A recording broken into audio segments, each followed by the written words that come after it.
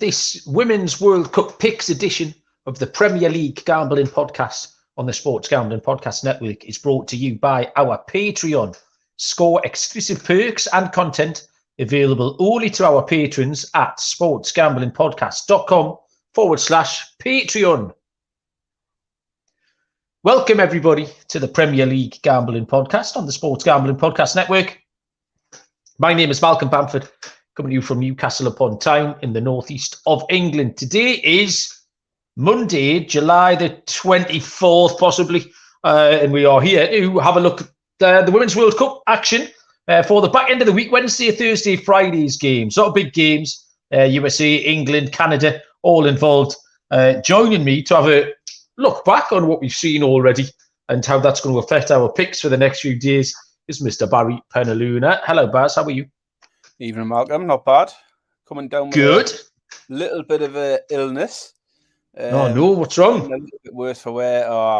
Like I'm swallowing razor blades and I can feel the cold coming on. I'm just in the starting throes of a major illness, I would imagine.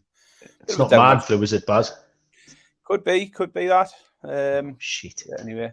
But otherwise, all good. I've got rid of the children for the week. Oh, where have they gone? We dropped them off in Newcastle yesterday.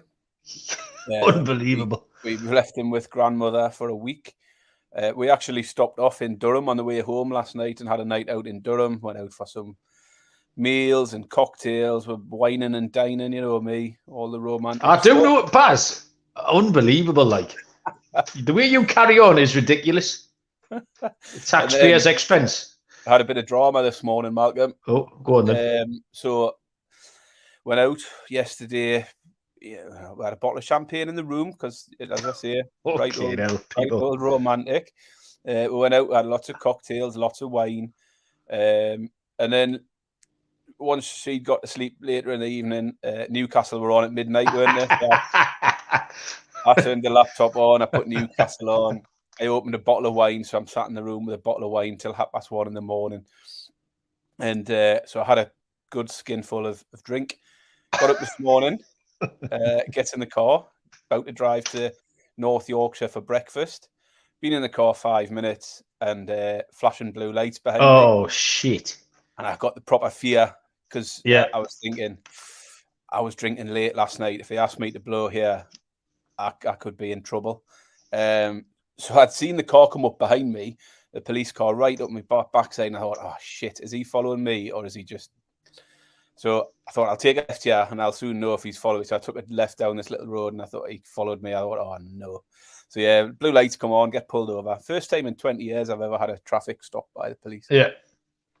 Winds the window down and this bit, my heart is racing. I think I don't fucking breathalyze me here. I might have been okay, but it's one of them where I've had enough drink. The minute a policeman pulls out behind you, you start acting like you're divvy anyway, even if you know. Well, I do. I just instantly start like bashing into curbs and stuff. So I wind the window down, and sure enough, he says, "Oh, we've just followed you. You are doing 50 in a 40, just down the road there." I says, "Oh." To be honest, I didn't realise until he got up my backside, and then I thought I did wonder if I'd gone over. I said, I'm really sorry, but I said, to be honest, we would have probably let you go, but we noticed the car was registered to an address in Nottingham, so we just had to check, make sure it's not stolen or anything. So it took me details, took me date of birth, checked the insurance, MOT, car registration, all of that sort of stuff, and then let me on my merry way without a speeding fine, and without any breathalyzer, thankfully. But Christ, I was panicking. Like, I had a proper panic on at that point. And as soon as they cleared off, I swapped over and let Helen drive. Yeah, Helen, less to drink than me, you can drive. So, yeah, that was a bit of a scary start to the morning. Malcolm, have you posted this to YouTube on the MLB feed as opposed to our... Oh, shit. Yeah, I have. Because I couldn't find it on the Premier League Gambling Podcast feed on YouTube for commenting purposes. I think you've messed this right up, haven't you? As we speak now, we're on the MLB. We are live. We'll be taking in all of the MLB listeners. Moonaf's going to go berserk. Shit. Don't tell anyone, right, Baz? Just don't say, right, who's in the chat here? We need him. Captain Zero, shut up. LG, don't tell anyone. Oh no, there's a third number in there, but we don't know who that is. I tried messaging you as you launched this because I could see it wasn't in our YouTube feed. I'm sure after the event, Malcolm, I'm sure we'll be able to remove the video from YouTube and replace it back in the right place. I think it's only for the live listeners, but you never know. We might get some new viewers out of it. Well, LG was just in the MLB crossover, Baz. He was in the MLB, watching the MLB show, which we just finished recording a few minutes ago. Well, and was asking me some Women's World Cup questions, so I redirected him here. Slick Rick's in as well. Right, Rick, vow of silence. Don't tell anyone. Don't say anything to Munaf. Vow of silence.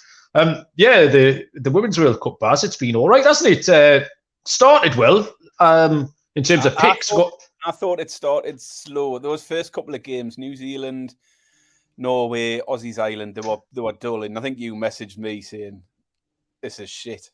It was. It hasn't got much better, really, has it? No, there's been some games a bit more entertaining.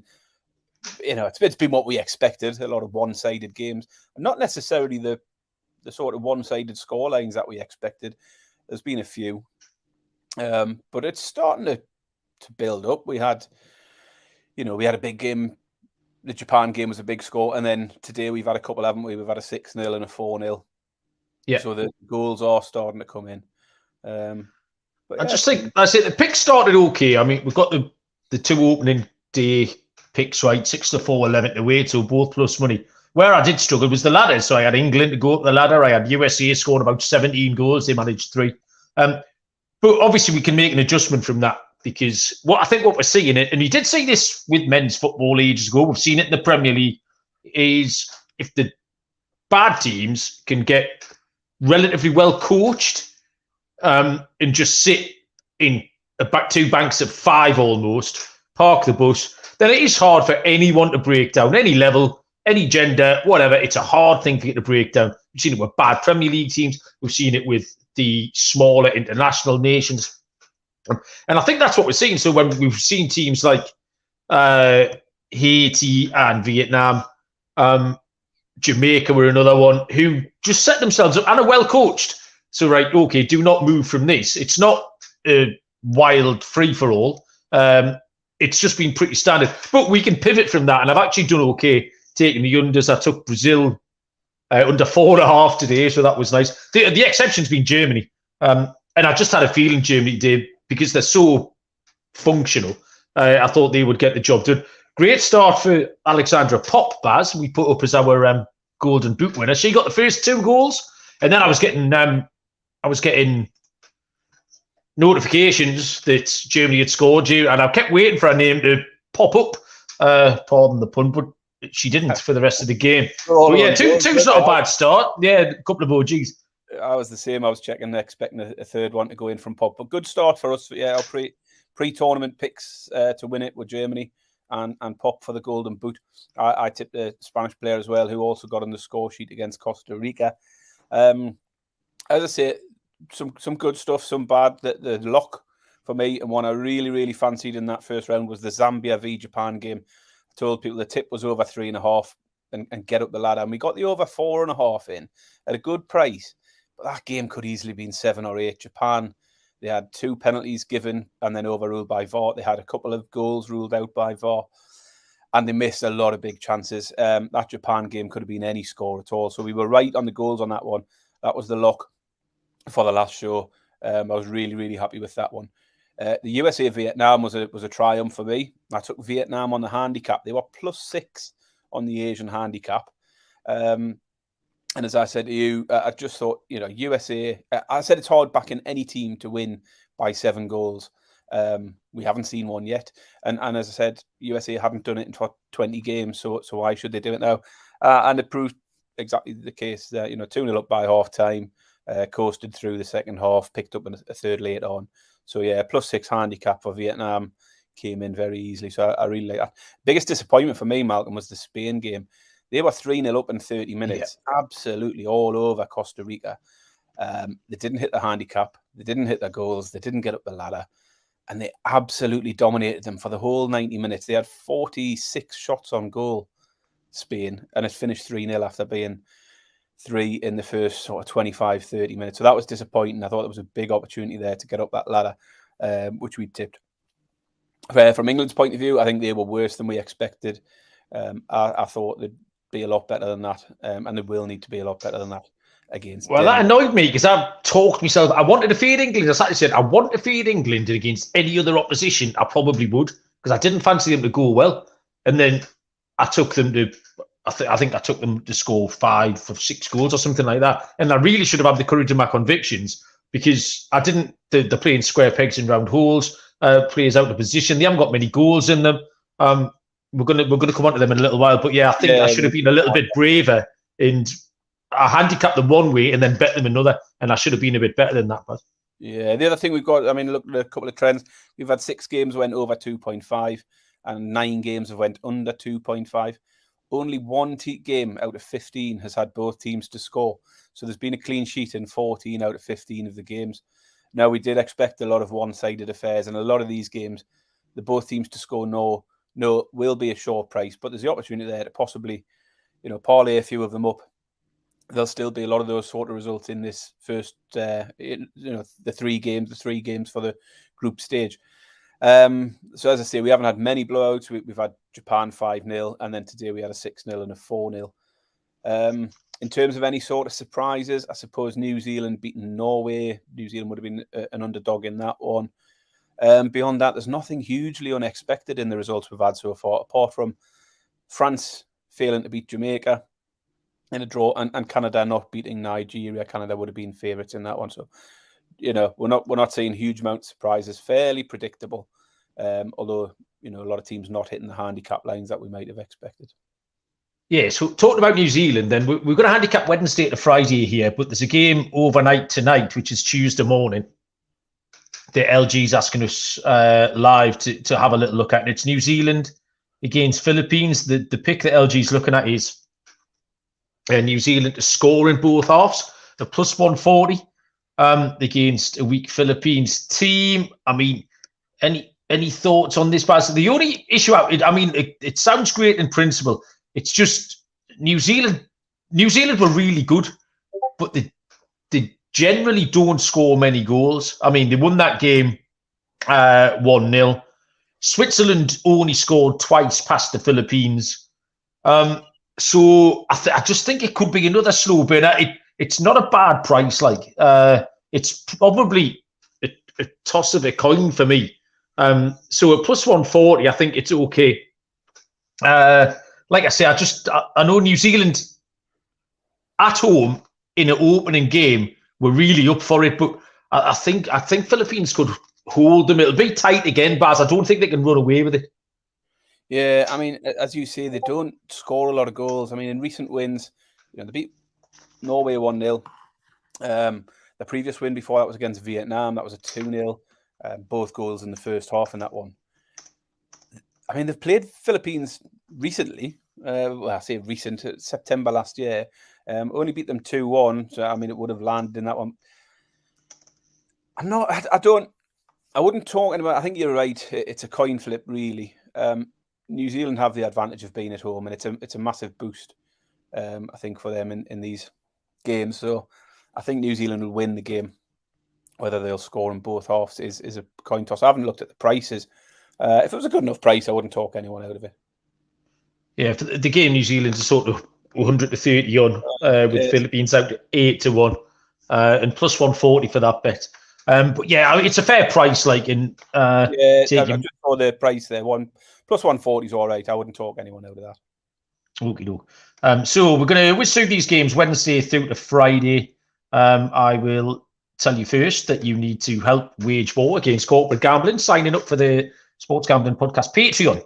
Loads of content, contests, merch, all things like that. You get the monthly SGP Stories podcast, which is an ad-free, uncensored show highlighting the best stories from decades of being DGens. There's a Discord channel for our patrons. It's a great way to score exclusive perks and support SGPN. Head to sportsgamblingpodcast.com/Patreon. That's sportsgamblingpodcast.com/Patreon. So there's 9 games over these 3 days, Wednesday to Friday. I looked at 6 of them, Baz, the ones that blew my skirt up. I'll start with Japan against Costa Rica, which is 6 a.m., 1 a.m. Eastern time on Wednesday morning. Japan 1-25, minus 2,500, draw 12-1. Costa Rica 40-1. And total goals here, Baz, over 3.5. Looks absolutely fair. I thought Japan were very, very tidy against a better team. They beat Zambia 5-0, I think. Zambia are a better team than Costa Rica. And you, just 5 minutes ago, spelled out kind of how much Costa Rica got away with it. What was it, 42 shots, 46 shots, something like that they conceded against Spain. They conceded 3. Spain missed a penalty and then didn't score in the last hour. I think Japan could put them with the sword here. Over 3.5 looks really, really fair, Baz. Yeah, so Japan were one of the sides who did manage to run up a score, and it could easily have been more than 5, as I said. They had 26 shots on goal against Zambia, 10 of them on target. And Costa Rica, as you say, were on the opposite side of a similar performance from Spain. 46 goal attempts from Spain, 14 on target. Another note from that one, it was a ridiculous amount of corners. It finished 22-1 to Spain on the corner count.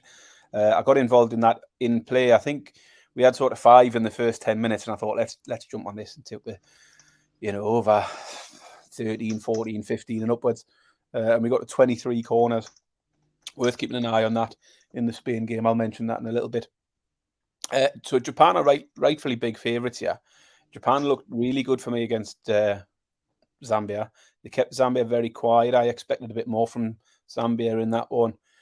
And I think Zambia are a better side than Costa Rica. And so for that reason, I'm quite comfortable taking Japan on the Asian handicap. So I think your over 3.5 will come in, but I think Japan will get all of those. So the pick for me is Japan on the Asian handicap. It's around even money. -3 is the Asian handicap line. So we'll push if Japan win by 3 goals, and we'll win if they win by 4 or more.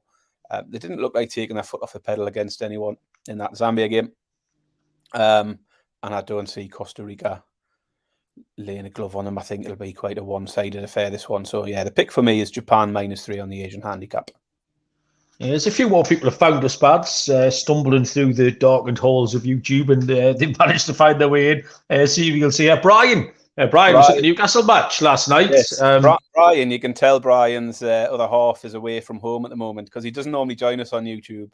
But he has done for 2 consecutive episodes. So it sounds like Brian is living the life of Riley. And yeah, he was in Philadelphia last night watching the Premier League series, Newcastle versus Aston Villa. So hopefully he's having a good time. Tell us what your favourite chants were, Brian. I want to know what your favourite songs were. Get them typed in the box. Okay, Baz, take us to your next pick. So next up, we've got Spain v Zambia.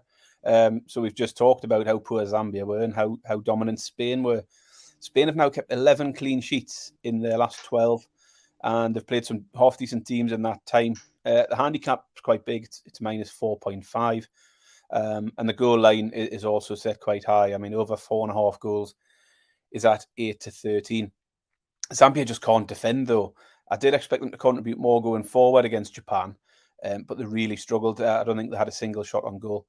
Defensively, Zambia have conceded 13 goals in the last 4 games. So the question is, can Spain put 5 past them here? Well, Japan did, and South Korea have done twice recently. So they've conceded 5 in 3 of their last 7 games. As I said before, the other angle I like is the Spain corners. After they hit 22 the other day, I had a little look at some stats from previous games, and they seem quite good for corners. They hit 12 a few weeks ago in a friendly against Denmark. That was 12 on their own. So a corner ladder could be tempting, but I couldn't find any corners priced up yet. But definitely something to look out for nearer the game. And I'll put something in the Discord if there's any corner players that stand out. I set my stall out early last week with Zambia. I said I thought there would be goals galore in their games. I locked the over 3.5 in the game against Japan, and that won easily. And I'm going to go the same way. It's a little bit higher, but over 4.5 goals for this one. 8-13. That's my pick here. I thought, having watched Zambia the other day, they didn't look like scoring, and Spain do keep a lot of clean sheets. I thought, do we just go with Spain to score those 5 goals? You can get Spain over 4.5 goals at 8-11. And I thought it's not a big enough difference. I'll just take the 8-13 on the off chance Zambia contribute a goal. So yeah, the pick is over 4.5. That's odds of 8 to 13, which, Malcolm, is minus 162. You're showing off the new little spreadsheet thing. Yeah. What a wanker. I was disappointed with Zambia going forward. We thought they were going to do some mad stuff, but they didn't. Our mate Brenda Banda was a complete non-event. So I've got nothing on this one, Baz.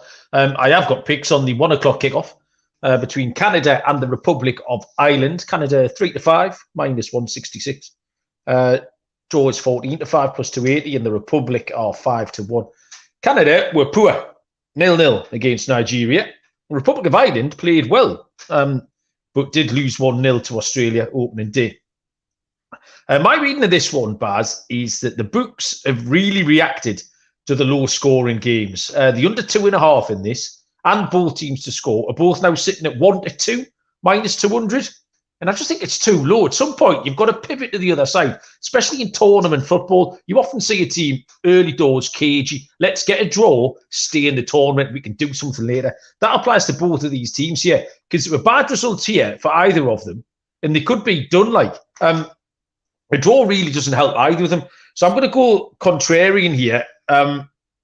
Just for the numbers are too big. The over 2.5 goals is plus 135, which is 11-8. Both teams to score is 6-4, plus 150. Canada, I think, have to play better than they did against Nigeria. And the Republic were in that game against Australia. I think they have a penalty overturned or a goal disallowed, something like that. I think it was a penalty overturned. You messaged me. You were watching it when I was out working. And the other pick I'm going to throw out is I'm going to stick with Lucy Quinn. She had a great header. Shaved the post with about 8 minutes left, 25. She was 33-1 first goal. Last goal in 12-1 anytime. And she shaved the post. She does get on the end of all of their set pieces. 25-1 first and last, 10-1 anytime goal scorer. But yeah, let's get a few goals, Baz. I think the tournament's going to start to open up, and these prices are too big. Yeah, I think we're bang on the same wavelength here, Malcolm. Yes. Canada played out a 0-0 draw with Nigeria, but they did have an XG of 1.5 in that game. 14 goal attempts, but only 2 of them on target. Ireland lost 1-0 to Australia, as we know, and they didn't create a huge amount. 0.27 was their XG, and only 1 shot on target. But I'm thinking exactly the same. It's a massive game for both teams here. I struggled with any sort of leans on the money line. So I went to both teams to score. Plus money, 6-4, as you say, plus 150. And I just think both teams need something from this game. I mean, more so Ireland, a defeat here for Ireland would see them eliminated, assuming the other game goes how we'd expect it to. So I've done exactly the same. I think you sort of buck the trend. It's a game where both teams can be cagey in that first round game, but they have to go and try and win this one. So yeah, I've gone with both teams to score 6-4 plus 150. As I say, it would buck the trend of the tournament so far, where we've only had one of those. But as you get into this second round games, things have to open up a bit more, because teams have to be a bit more courageous and have to try and get a result. Otherwise, you're going home. So yeah, give me the both teams to score. Yeah, so having said that, Baz, I'll lead off with this next game because it's the same picks, the same handicap, the same reasons. In that the bookies have got the price up low, and I think we're going to go over. It's Thursday, and it's a USA against Netherlands. USA 7-10, minus 142. The draw 13-5 plus 260. In the Netherlands, plus 425, which is 17-4. USA were disappointing. The Netherlands squeaked past Portugal 1-0. But the books have reacted in the same way. And for all the reasons we've just laid out, I think both teams will have a go at this. A win can see either team through here. USA should be full of more goals than they were. They missed a penalty the other day. Over 2.5 is 5-4 this time. It's not as big as in the Canada game, plus 125. And both teams to score is 11-10, plus 110. So it's the same handicap for the USA v Netherlands for me. I've got a bit of a different way, but I don't mind it. I'll get to why in a bit. 3-0 over Vietnam was dominant enough for USA. They were 2-0 up by half time and added the third in the second half. They had an XG of 3.9 in the game, 27 shots on goal, 8 on target. Vietnam had 0 attacking threat in that game. Netherlands came through the Portugal game unscathed, 1-0 win. which you feel will give them enough to go through with the expectation that they'll beat Vietnam in the final game. So the result, I don't think Netherlands will see it as hugely important, other than the statement it would make if they could produce a result against one of the tournament favourites here. But I think Netherlands should be safe regardless of how this one goes. I think it will be good to see, though, how this USA team fare against a better side, a more competitive match. And I thought USA would be a slightly shorter price here. They're at 7-10, which is odds of minus 142.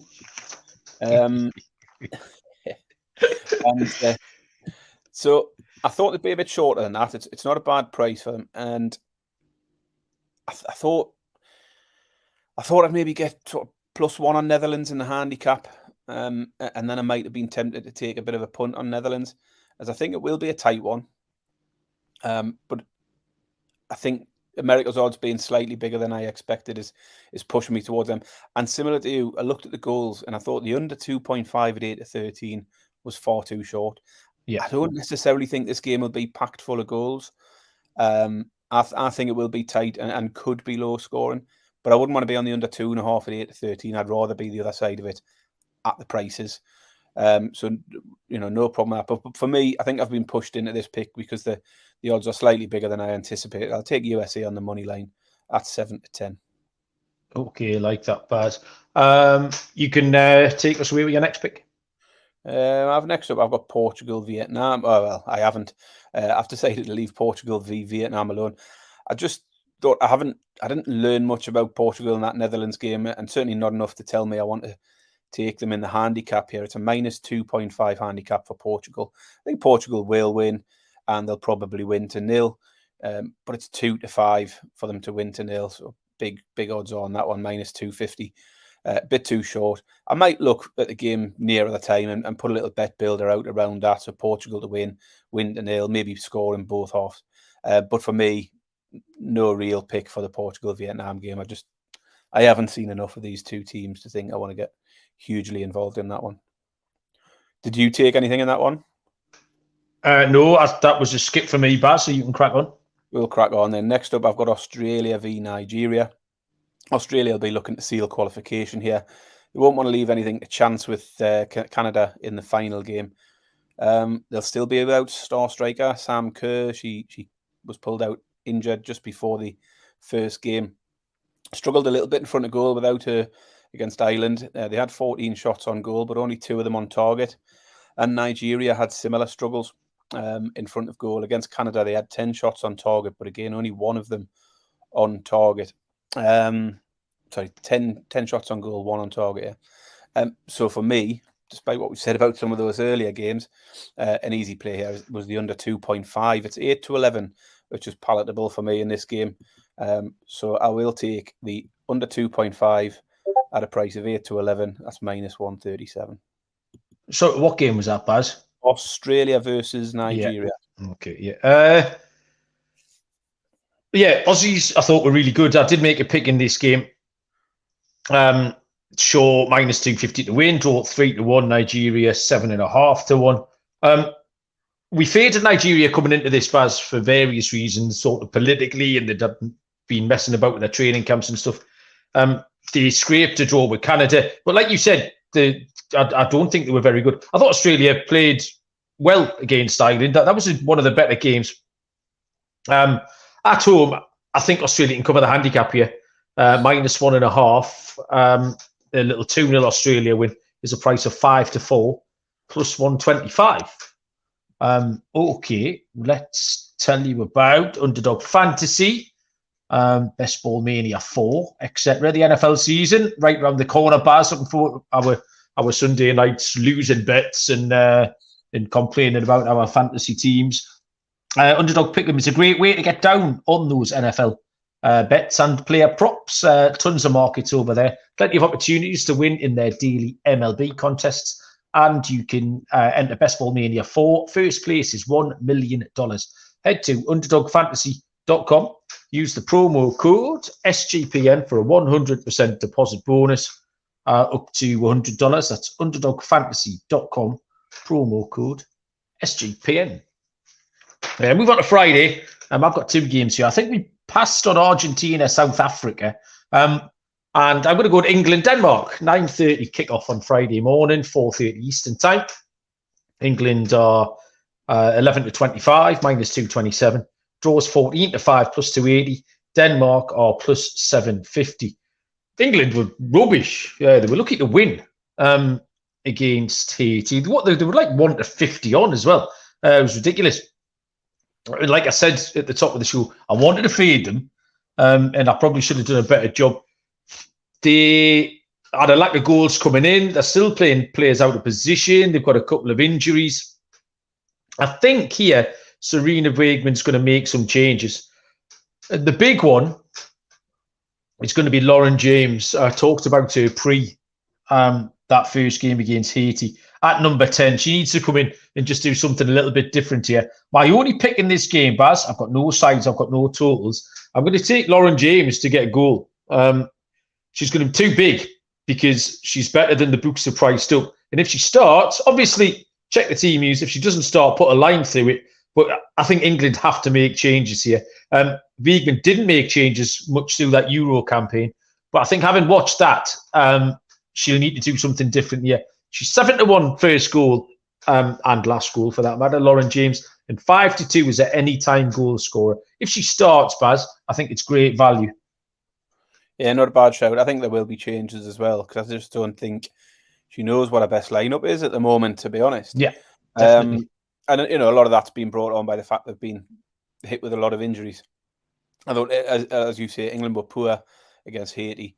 I was surprised when I looked back to see the XG stats for the game. England had 2.91 to Haiti's 0.64. I expected Haiti to be quite a bit higher than that because although England undoubtedly... They looked dangerous on the break, didn't they? So but, yeah, I think you don't know how much like XG that translates into. But the XG should come from the strength of the chance. And I recall Haiti having two really, really good chances where Earps has had to make a couple of great saves to keep England in it. Yeah, that one she made with her feet late on. That's three quarters of a goal in it, XG. Exactly, yeah. That would be my thought. So I thought although England undoubtedly created more chances, I thought Haiti potentially created some of the best chances. I mean, Denmark won their first game 1-0. And I think with Haiti to come, they'll fancy their chances of getting out of this group now. Again, similar to, like I say, with Netherlands, they come up against USA and it's a bit of a sort of risk-free game. And that's the same, similar for Denmark. They'll expect themselves possibly to beat Haiti. But if they took much notice of the Haiti game, then Denmark should know there's definitely some jeopardy there. That, Haiti played some good football, particularly on the break, as you say. So there'll be a bit of jeopardy there for Denmark. And they'll also know that this England team look vulnerable at the moment. I think England looked sloppy. They missed passes. There was errors at the back. They looked very nervous. And I remember this England team looking like this a few years ago, where they were always capable of silly, costly errors. There's been none of that over the last couple of years under Sarina Wiegman. But the last few months, they have started to look lacking in confidence a bit. And I think a lot of it is because we had a settled team, as you say, during the Euros. She knew who our best 11 was, and she stuck to that. And then the players could come in off the bench. There was influential players off the bench. Now, I don't think this new look defence looks settled. And I think that there's a few, decisions to be made for Wiegman. I agree. I think there'll be changes. I mean, I said before the Haiti game, I thought they needed that one as a bit of a confidence builder. But it's probably turned out to be the opposite. They won't have taken much confidence from that performance at all. So I'm going to take Denmark here, but I'm going to take them on the Asian handicap. +1 on the Asian handicap, which should be available at around evens. So +100. Money back if England win by a goal, but you're a winner if Denmark can take anything from the game at all. So that's the way I'm going to go. I think Denmark can make this difficult for England. And it's hard to back England with any real confidence. I think England will find a way of getting out of this group. But Denmark can give them a game here. So having talked about England, Baz, we can move on to Haiti, who were exceptional in that game. They take on China on Friday, 12 o'clock, lunchtime over here, 7 a.m. Eastern time. China are around about -150, 4-6 thereabouts. 11-4 the draw and 4-1 on Haiti. Baz, handicap this, and then I'm going to tell you why I handicapped it exactly the same as you. We'll see. I've got one line here for this game.